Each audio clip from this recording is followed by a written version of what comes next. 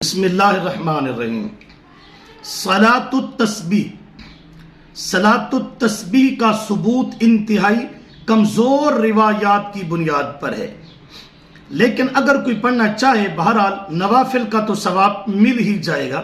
صلاۃ التسبیح کا کوئی خاص مذکورہ وقت نہیں، بس مکروہ اوقات میں نہ پڑھے، ہاں رات کو اور زوال کے بعد پڑھنا افضل ہے۔ فتاوی شامی جلد 2 صفحہ 27، آپ کے مسائل جلد 4 صفحہ 218، عمدۃ الفقہ جلد 2 صفحہ 306، کتاب الفتاوی جلد 2 صفحہ 367، فتاوی شامی جلد 1 صفحہ 508۔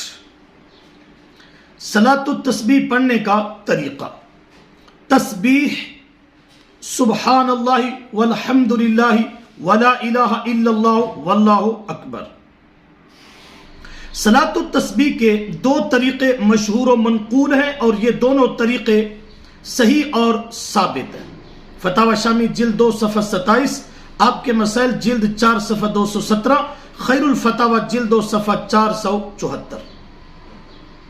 پہلا طریقہ، صلاۃ التسبیح پڑھنے کی ترغیب یہ ہے کہ 4 رکعت کی نیت باندھے اور سبحانک اللہ یعنی ثنا اور الحمدللہ یعنی سورہ فاتحہ اور دوسری کوئی سورت جب پڑھ چکے تو رکوع سے پہلے ہی 15 دفعہ تسبیح پڑھے، جو میں پہلے بیان کر چکا ہوں۔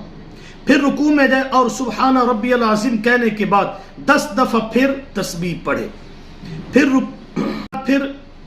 رکوع سے کھڑے ہو کر ربنا ولک الحمد کے بعد 10 دفعہ پڑھے، پھر سجدہ میں جائے اور سبحان ربی الاعلیٰ کے بعد 10 دفعہ پڑھے، پھر سجدہ میں جائے اور سبحان ربی الاعلیٰ کے بعد پھر 10 دفعہ تسبیح پڑھے، پھر سجدہ سے اٹھ کر 10 دفعہ تسبیح پڑھے، پھر دوسرا سجدہ کرے، اس میں بھی سبحان ربی الاعلیٰ کے بعد پھر 10 دفعہ تسبیح پڑھے، پھر دوسرے سجدہ سے اٹھ کر بیٹھے اور 10 دفعہ پڑھ کر دوسری رکعت کے لیے کھڑا ہو جائے۔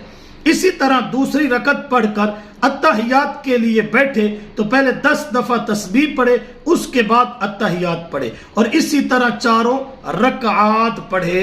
سنن ترمذی جلد 1 صفحہ 63۔ دوسرا طریقہ، پہلی رکعت میں ثنا پڑھ کر 15 مرتبہ تسبیح پڑھی جائے، پھر تعوذ تسمیہ سورہ فاتحہ اور دوسری کوئی سورت پڑھ کر رکوع میں جانے سے پہلے 10 مرتبہ مذکورہ تسبیح کو پڑھیں، پھر رکوع میں سبحان ربی العظیم کہنے کے بعد 10 دفعہ پھر تسبیح پڑھے، پھر رکوع سے کھڑے ہو کر ربنا لک الحمد کے بعد 10 دفعہ پڑھے، پھر سجدہ میں جائے اور سبحان ربی الاعلیٰ کے بعد پھر 10 دفعہ تسبیح پڑھے، پھر سجدہ سے اٹھ کر 10 دفعہ تسبیح پڑھے، پھر دوسرا سجدہ کرے، اس میں بھی سبحان ربی الاعلیٰ کے بعد پھر 10 دفعہ تسبیح پڑھے۔ یہ کل 75 مرتبہ ہو گئی۔ اسی طرح ہر ایک رکعت میں پڑھیں، 4 رکعت میں کل 300 مرتبہ ہوگی۔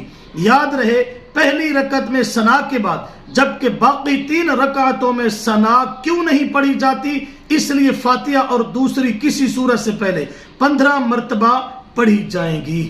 نوٹ، اول طریقہ جو میں نے بیان کیا وہ زیادہ بہتر ہے۔ فتاوی دارالعلوم جلد 4 صفحہ 314۔ صلاۃ التسبیح کے ضروری احکام و مسائل۔ نمبر 1، صلاۃ التسبیح ہر روز، ہر ماہ، ہر سال یا کم از کم زندگی میں 1 مرتبہ پڑھ لینا چاہیے، آپ کے مسائل جلد 4 صفحہ 214۔ نمبر 2، صلاۃ التسبیح میں اگر ایک رکن کی تسبیحات بھول جائیں یا رہ جائیں تو دوسرے رکن میں پوری کر لے، اس سے سجدہ سہو بھی واجب نہیں ہوگا۔ مقصد 4 رکعات میں تسبیحات کی 300 تعداد پوری کرنی ہے۔ فتاوی شامی جلد 2 صفحہ 27، آپ کے مسائل جلد 4 صفحہ 216، فتاوی دارالعلوم جلد 4 صفحہ 315۔ نمبر 3، صلاۃ التسبیح و نوافل اندھیرے میں پڑھنے میں کوئی حرج نہیں، بس قبلے کا تعین درست ہو۔ فتاوی عالمگیری جلد 1 صفحہ 63۔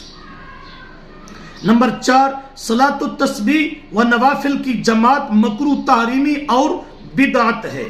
فتاوی عالمگیری جلد 1 صفحہ 83، فتاوی شامی جلد 2 صفحہ 49، آپ کے مسائل جلد 4 صفحہ 218، کبیری صفحہ 433، فتاوی دارالعلوم جلد 3 صفحہ 229، فتاوی حقانیہ جلد نمبر 3 صفحہ 266۔ دوسری رکعت کے بعد اتحیات میں تسبیح اتحیات پڑھنے سے پہلے پڑھے اور پہلی رکعت اور تیسری رکعت میں تسبیحات پڑھنے کے بعد بغیر تکبیر کہے اگلی رکعت کے لیے اٹھ جائے۔ فتاوی شامی جلد 2 صفحہ 27، احسن فتاوی جلد 2 صفحہ 491۔ نمبر 7، صلاۃ التسبیح 4 رکعات سے کم نہیں ثابت اور 4 رکعت میں 300 مرتبہ تسبیح پوری کرنی ہوتی ہے، یعنی ہر رکعت میں 75 مرتبہ پڑھے۔ آپ کے مسائل جلد 4 صفحہ 218۔ نمبر 8، رمضان المبارک میں 2-4 نوافل کو خاص طریقے سے پڑھ لینے کو تمام عمر کی قضا نمازوں کے لیے کافی سمجھنا بدعت اور عقید فاسدہ ہے۔ بزازیہ علی عالمگیری جلد 6 صفحہ 341۔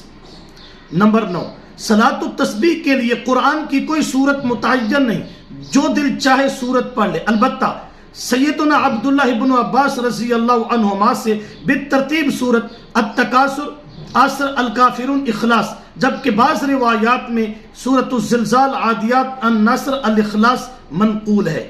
مظاہر حق جلد 1 صفحہ 865۔ نمبر 10، صلاۃ التسبیح دن میں 1 دفعہ سے زیادہ پڑھنا بھی جائز ہے۔ خیر الفتاوی جلد 2 صفحہ 484۔ نمبر 11، اگر صلاۃ التسبیح میں کسی وجہ سے سجدہ سہو واجب ہو گیا تو سہو کے دونوں سجدوں میں اور ان کے بعد قعدہ میں تسبیحات نہ پڑھی جائیں۔ نمبر 12، تسبیحات رہ جائیں تو سجدہ سہو واجب نہیں ہوتا، البتہ تسبیحات رہ گئی تو یہ نماز نفل شمار ہوگی اور صلاۃ التسبیح کا ثواب نہ ملے گا۔ فتاوی حقانیہ جلد 3 صفحہ 266، فتاوی رحیمیہ جلد 4 صفحہ 432۔ نمبر 13، جہری نمازوں میں سجدہ تلاوت مستقل کرنا چاہیے، جبکہ سری نمازوں میں سجدہ تلاوت رکوع میں ادا کیا جائے۔ خیر الفتاوی۔ نمبر 14، صلاۃ التسبیح کے قومہ میں ہاتھ کھلے رکھنا ہی درست ہے۔ فتاوی دار العلوم۔